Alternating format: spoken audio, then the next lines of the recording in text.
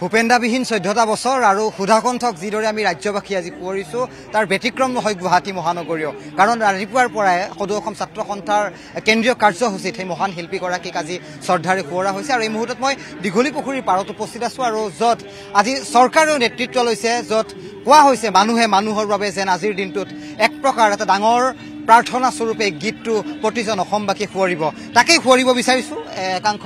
ছাত্ৰ সন্থাৰ নেত্ৰী এই মুহূৰ্তত ইয়াৰ লগত উপস্থিত আছে কৰ্মকৰ্তাসকল উপস্থিত আছে মানুহে মানুহৰ বাবে দুটা লাইন আমি একেলগে গাম মানুহে মানুহৰ বাবে যদিহে অকণো নেভাবে অকণি সহানুভূতিৰে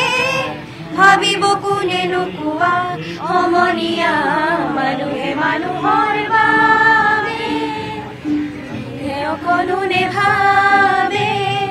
অকণি সহানুভূতিৰে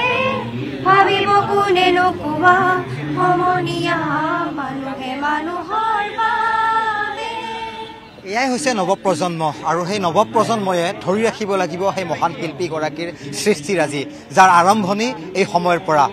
14টা বছৰ ভূপেন হাজৰিকাৰ যি সময়ত আমি জন্ম শতবাৰ্ষিকী উদযাপন কৰিছোঁ তেনে মুহূৰ্ততে আজিৰ এই মৃত্যুৰ দিনটোতো আমি তেওঁক শ্ৰদ্ধাৰে সোঁৱৰিছোঁ যি সময়ত জুবিন গাৰ্গবিহীন অসমীয়াই এক প্ৰকাৰ সময় অতিক্ৰম কৰিছে তেনে সময়তে আজিৰ দিনটোত এই মানুহে মানুহৰ বাবে